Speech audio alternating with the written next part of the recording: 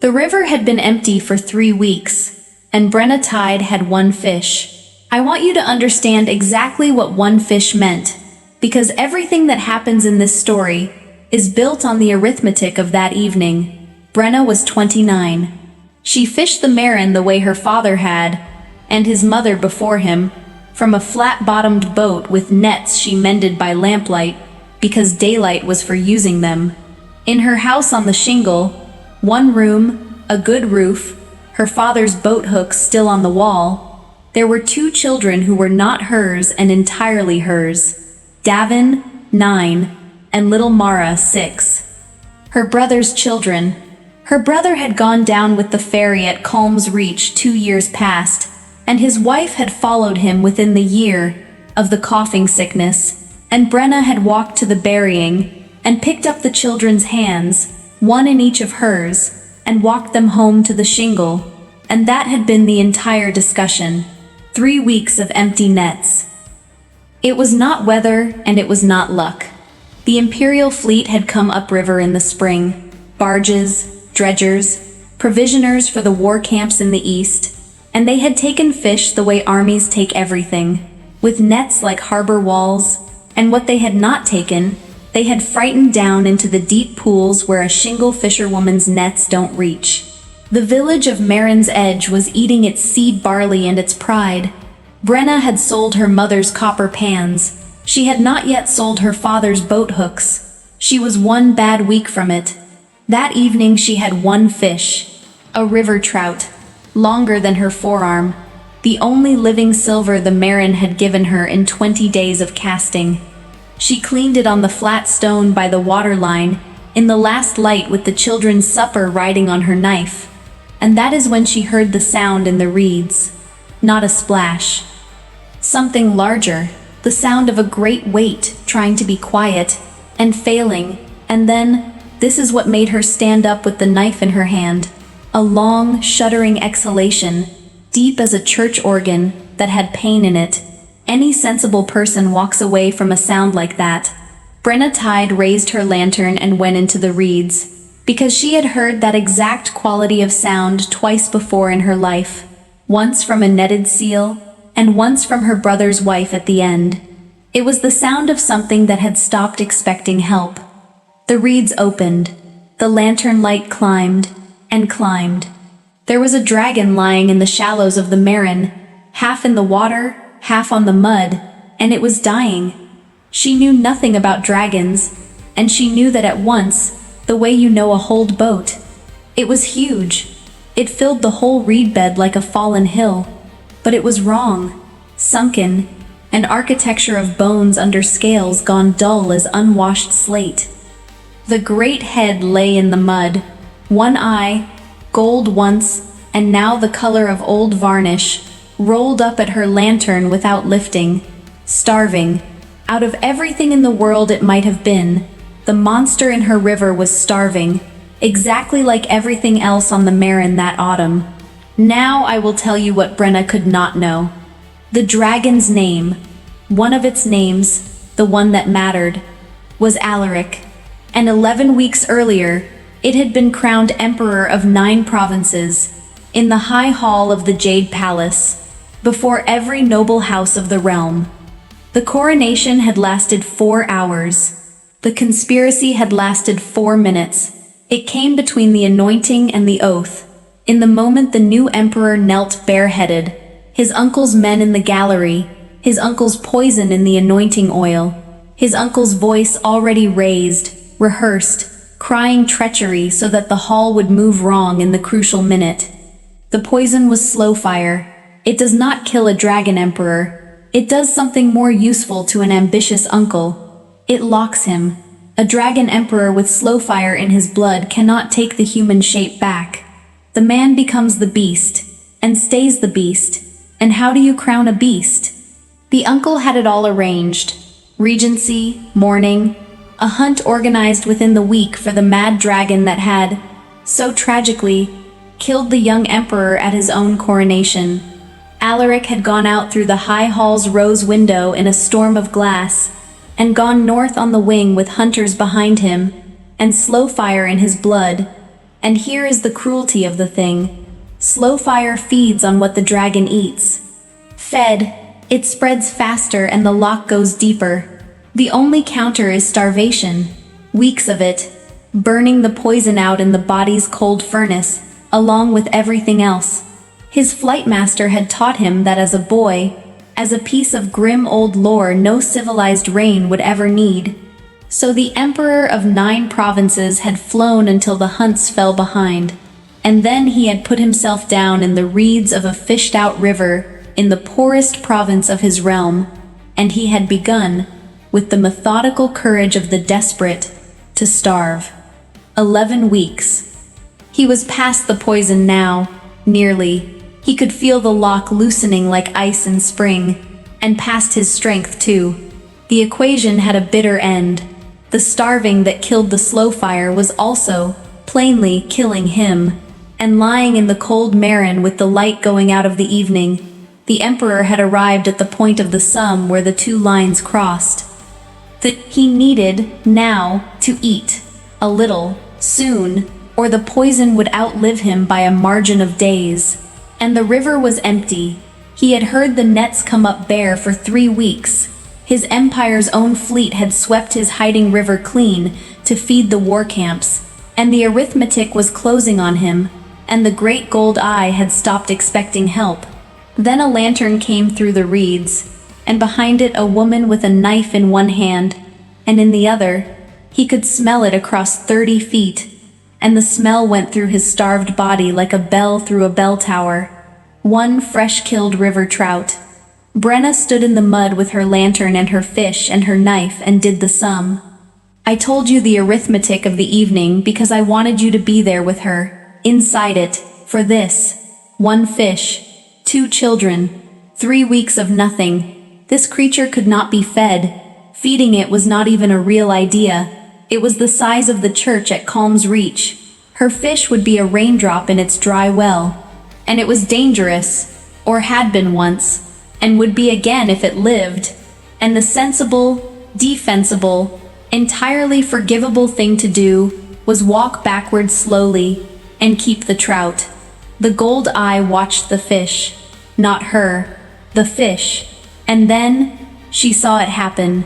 In that vast, ruined face, the eye stopped watching the fish. It looked away, deliberately, out at the dark river, the way a starving man at a stranger's window makes himself look away from the bread on the table, because wanting in front of the helpless is a kind of theft, and whatever this creature was, it had decided, somewhere in the wreck of itself, not to beg. That was the thing that finished the argument. Not pity, recognition. Brenna Tide had looked away from other people's bread exactly like that, in the bad winter after the ferry. Right, she said aloud, in the voice she used to end discussions with herself. She put the trout on the flat stone, and she cut it in half. Not the head half and the good half, straight across the middle, even as scales, the way you divide between children. Half, she said to the dragon, holding it up so the ruined eye could see, and her voice was steady, though her legs were not. There are 2 little ones at my fire, who eat before either of us. Half is what there is.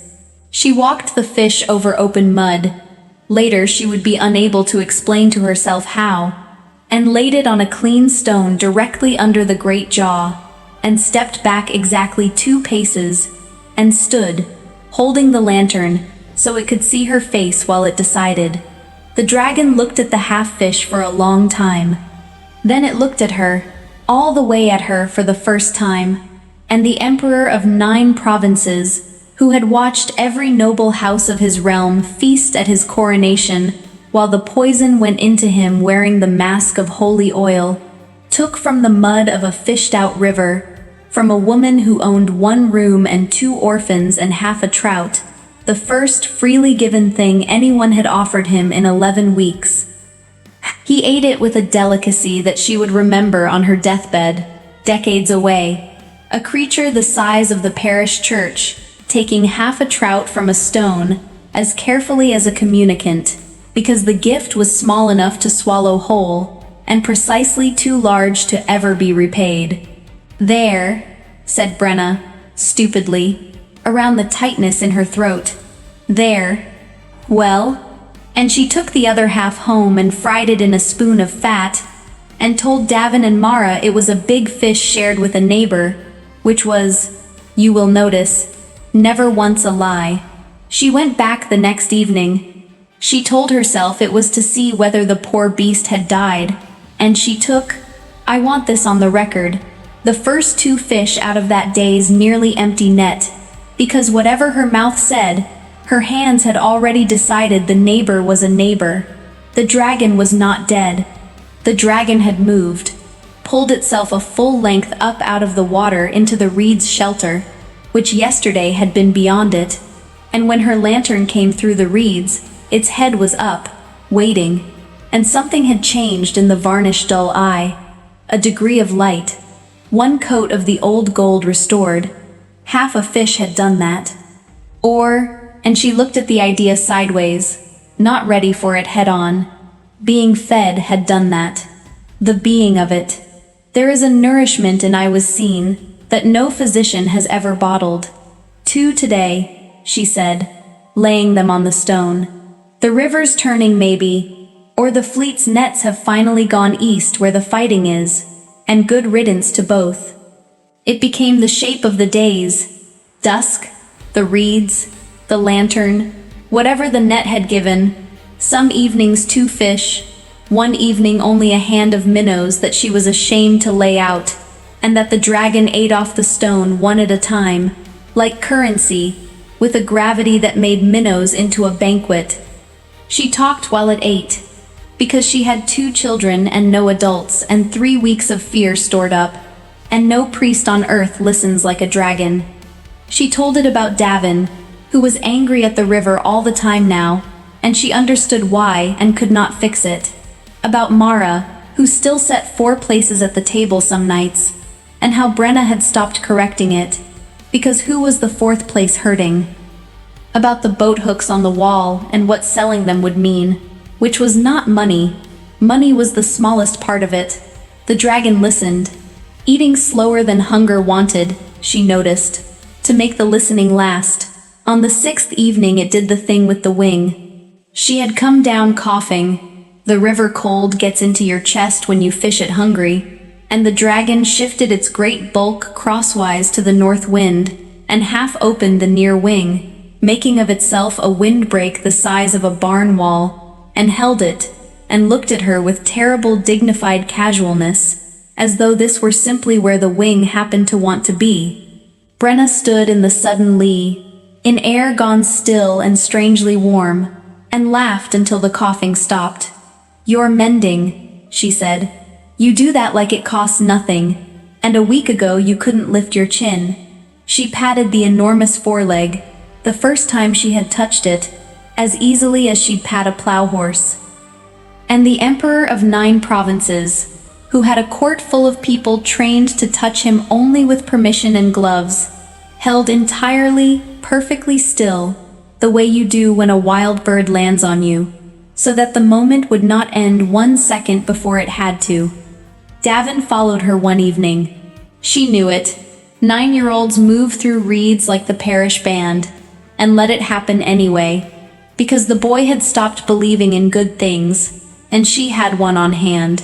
He stood at the edge of the lantern light for a long minute, looking at the mountain of scales his aunt was talking to, as easily as she talked to the net maker. "It's real," he said finally. "It's real," Brenna agreed. "It's also starving, which is why we don't shout, and we don't tell Mara, who can't keep a secret in a lidded pot, and we don't tell the village, who'd come with pitchforks or collection plates, and I honestly couldn't say which would be worse." Davin considered the dragon with the grave economy of a river child.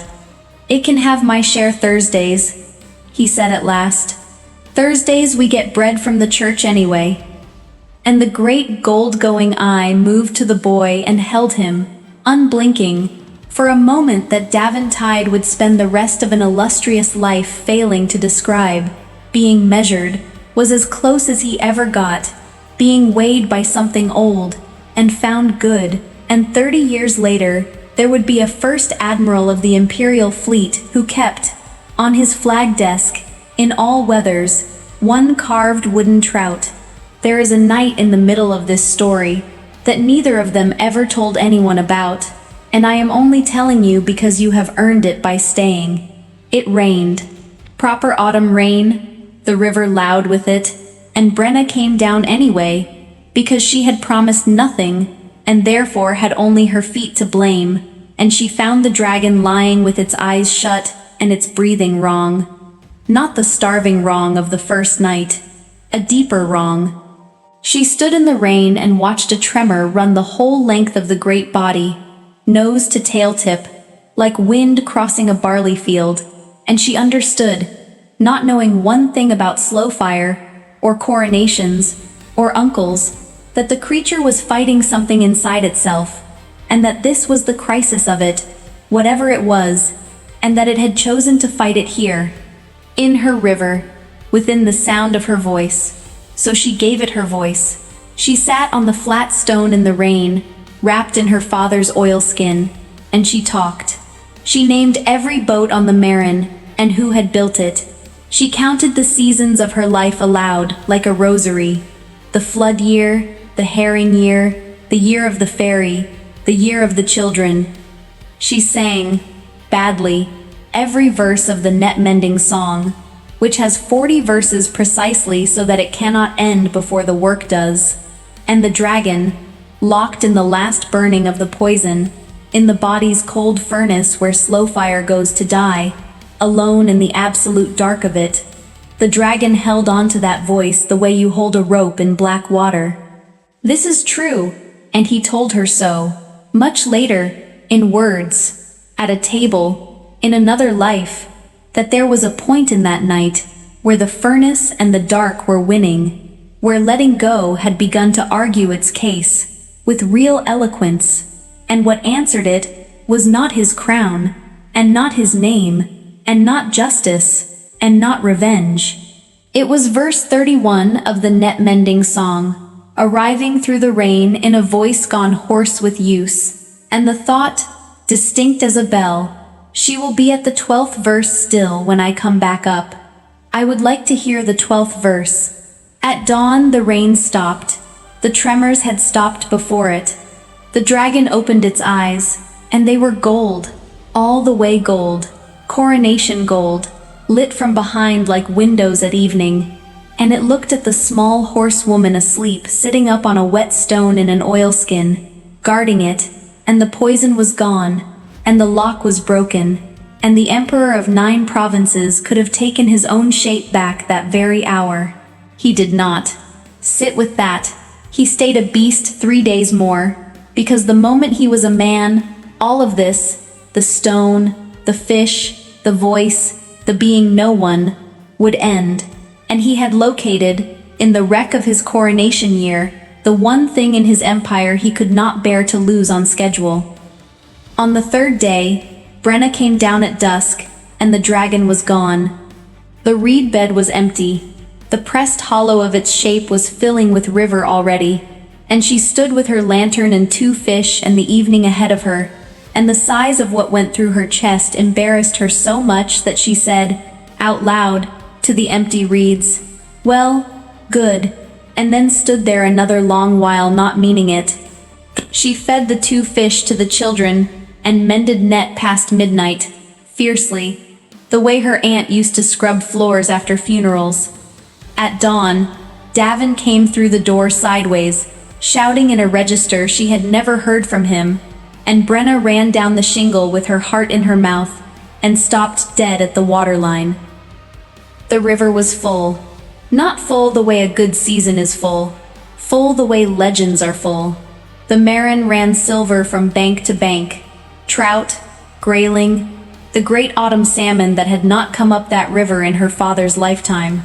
Water so thick with moving fish, it seemed the river itself had come alive, and decided to apologize. Her nets, the nets she had left staked and empty out of pure stubborn habit, were not merely filled, they were carrying, Each one bowed like a full sail, and all along the shingle, the village was pouring out of doors, shouting, weeping, hauling, children running with buckets, old men standing in the shallows with their hats off. Only Brenna, knee-deep in the impossible silver, stood still.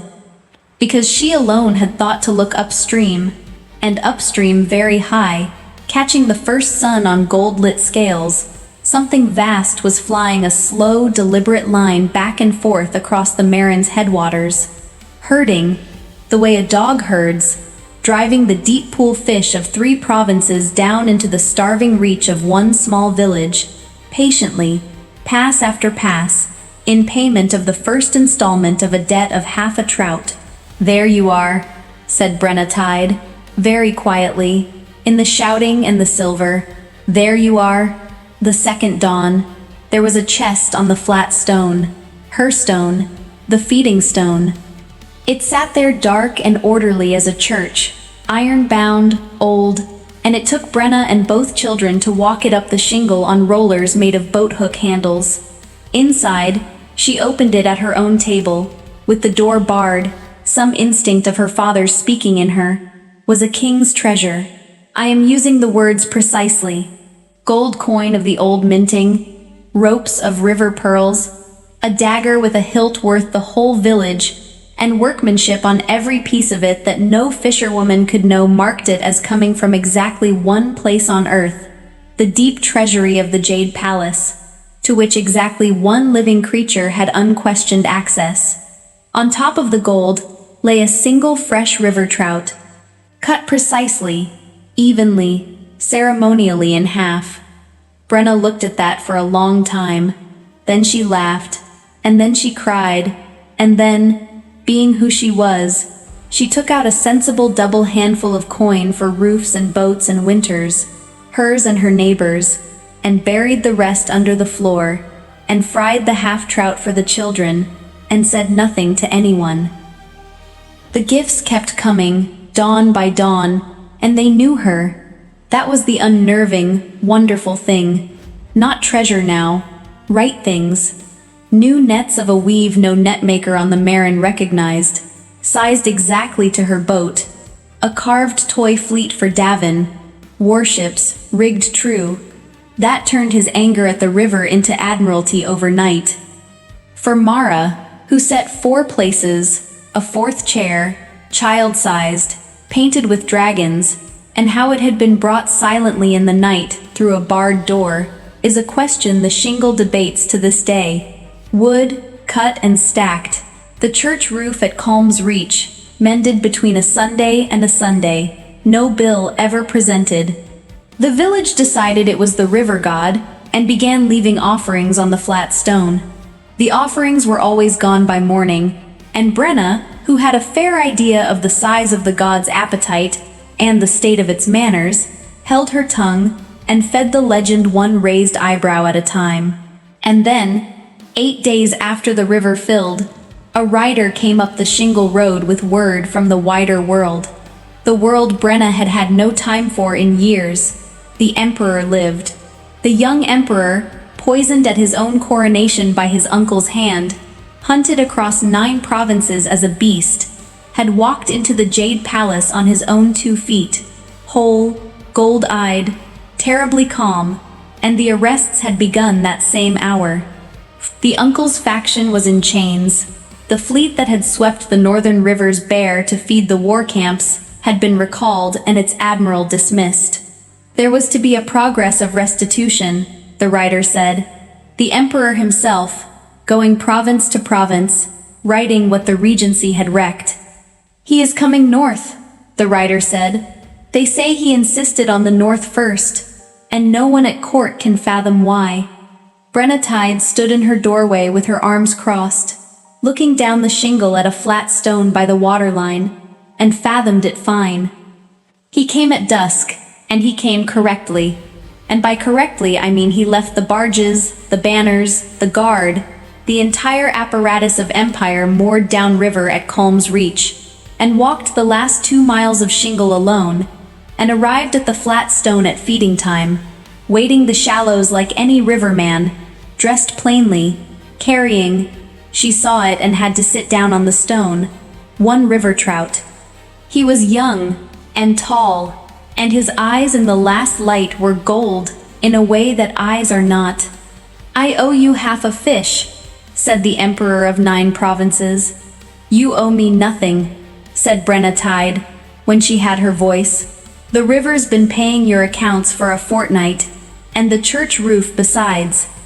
I'd call us square if I knew what I was squaring with." "You do know," he said, and stood there in the water and let her look. And she did look, and the way he held entirely, perfectly still under it, the way you do when a wild bird has landed on you, told her surer than the gold eyes did. "Well," she said at last, unsteadily, gesturing at the stone, at the reeds, at the whole absurd holy arithmetic of it. "Sit down then, neighbor. Mind the mud." And the Emperor sat down on the feeding stone next to her, and they cut the trout in half. He came back. That is the whole of the courtship and the truth of it. He came back, and back, the progress of restitution finding unaccountable business in the north through autumn and deep into winter, until his council despaired, and his flight master smiled into his beard. He was not smooth.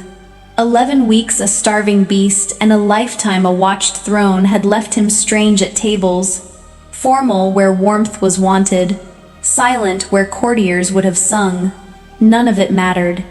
Mara put out the 4th plate one night, unprompted, and looked at him, and he sat, and Brenna watched the Emperor of 9 provinces fold his careful hands at her table, like a man at communion, and understood that the 4th chair had known before she had. He told her everything on the midwinter night: coronation, poison, uncle, the furnace of the starving, verse 31. She listened the way the dragon had listened, eating slower to make it last. "Aesop says," she remarked when he was done, the schoolhouse book, her one book, thumbed soft, "that no act of kindness, no matter how small, is ever wasted. I always thought it was a nice line for children. I never thought it had—" She looked out the window, toward the river. "Appetites, ambitions." "It was half a fish," Alaric said. "It was everything you had, given to the ugliest, most dangerous thing you had ever seen, on the worst night of its life. I have since had cause to inventory my empire." The gold eyes came around to her, and they were not calm now at all. 9 provinces, Brenna, treasuries, fleets, and the sum of it worth less to me than one flat stone on this shingle. Marry me. "You've been sitting on that speech through supper," said Brenna, whose heart was going like a full net. "Through supper," the Emperor agreed, "and 11 weeks in a river." She married him in spring, at Colm's Reach, under the mended roof, with Davin bearing the ring like an admiral, and Mara commanding the flowers. And the whole Marin shore stood witness, still half convinced their Brenna had somehow married the river god and, as the priest himself said afterward, privately, having seen the groom's eyes, not half wrong. The flat stone is still there. They have never moved it, in all the years and all the honors since. Empress of the North, the ballads call her now, the Lady of the Last Fish. And every year, on the first evening of autumn, the two of them go down the shingle alone, no guard, no crown, and lay one trout on the stone, cut evenly in half. The village keeps clear. It is not for anyone else to see. It is a private account, settled annually, between an emperor and a fisherwoman. The reckoning of the night the richest man in 9 provinces lay dying in the mud with nothing, and the poorest woman on the river looked at her last fish, and at her hungry children, and at him, and cut it straight across the middle, even as scales, the way you divide between children. No act of kindness, no matter how small, is ever wasted. The old fable maker knew it, and the river knows it, and now you know it too. The smallest gift, given wholehearted into the dark, comes back at dawn, and sometimes it comes back with the river running silver behind it, and a king's treasure on the stone, and a man standing in the shallows, holding one fish, come to spend the rest of his life paying down the half of it.